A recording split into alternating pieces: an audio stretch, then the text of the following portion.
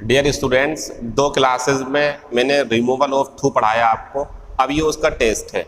मेरा मानना है क्लास ऑफलाइन हो या ऑनलाइन हो, कुछ सिखाने के बाद अगर उसका टेस्ट ना लिया जाए तो फिर वो सिखाया हुआ काम का रहा या नहीं रहा। हमारे आपको टाइम देने से और आपको हमें टाइम देने से कुछ फ़ायदा हुआ या नहीं हुआ, ये जानकारी नहीं मिल पाती है अगर टेस्ट का आयोजन ना किया जाए। तो टेस्ट बहुत ज़्यादा ज़रूरी है।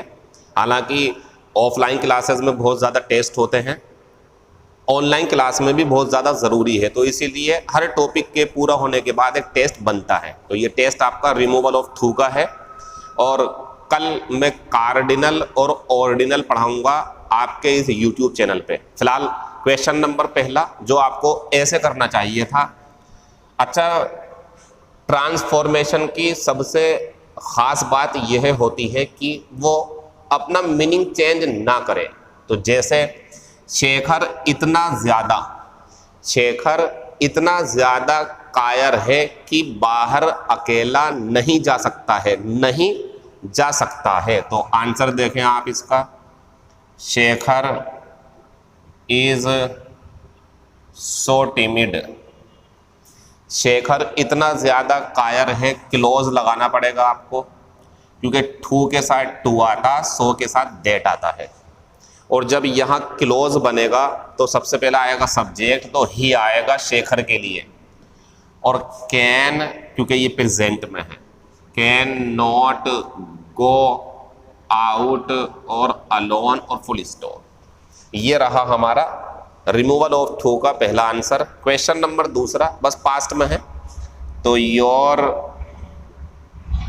मदर वाज, तुम्हारी माँ इतनी आलसी थी कि वो इन कपड़ों को नहीं धो सकती थी। तो your mother was so lazy that, माँ के लिए आएगा शी। यहाँ बना रहा हूँ मैं बचा हुआ सेंटेंस। तो शी कुड, क्योंकि पास्ट में है तो कुड। कल क्वेश्चन गलत हो गया, सही करवा देंगे। तो ये सही है, she could not wash these clothes. Can के बाद भी फर्स्ट फॉर्म आती है और कुड के बाद भी फर्स्ट फॉर्म आती है, ध्यान रखना। मॉडल में बच्चे कभी कभी ऐसा करते हैं, कैन गो कुड वेंट, गलत है ये।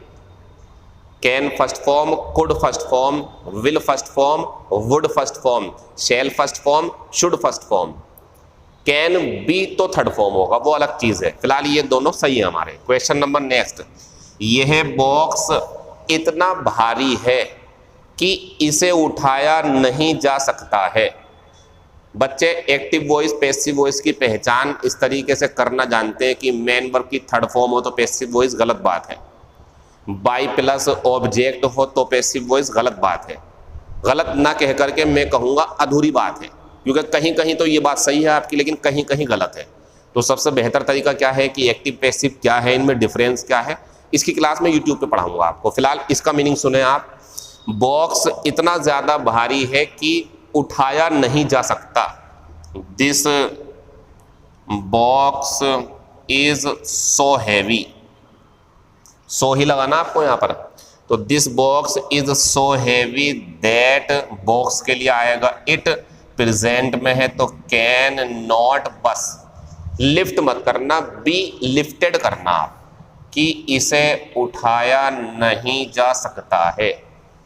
फिर next, he was too clever to be cheated. वह इतना ज़्यादा चालाक है कि इसे धोखा नहीं दिया जा सकता है। चालाक व्यक्ति को धोखा नहीं दे सकते आप, भोले भाले को, बेवकूफ़ को दे सकते हैं आप, चालाक को नहीं दे सकते आप। तो ही वाज सो क्लेवर, वह इतना चालाक था कि ही, ये इसी के लिए आएगा ना सब्जेक्ट। ही कुड आएगा यहाँ पर, क्योंकि पीछे पास्ट है। नॉट बस बी और थर्ड फॉर्म। तो एक्टिव वॉइस हो तो फर्स्ट फॉर्म लगाते हैं और पैसिव वॉइस हो तो थर्ड फॉर्म लगाते हैं। ये आंसर हमारे आज के रहे। उम्मीद करता हूँ अगर आपने इनसे पहले की रिमूवल ऑफ थू की 2 क्लासेस अच्छे से समझी हो तो आप ये सारे आंसर अच्छे तरीके से लगाने में समर्थ रहे होंगे। सारे भी नहीं कर पाए हो, कम से कम 2 तो आपके करेक्ट हुए होंगे, जो गलत होने आप सही कर लें। अब रिमूवल ऑफ थू की बात नहीं होगी। अब कल जो भी मुझे वैसे तो कार्डिनल और ऑर्डिनल पढ़ाना है, लेकिन कुछ और लगता है वो तो पढ़ाऊंगा, उसके बाद कुछ और कंटिन्यू कर दूंगा ग्रामर में। ये बहुत ज़रूरी बातें हैं, नोट कर लेंगे आप इसे। एक क्वेश्चन कल का जो गलत हो गया, एक शब्द गलत हो गया मुझसे, वो मिस हो गया, वो समझ लें आप। ये आज का आंसर रहे हमारे।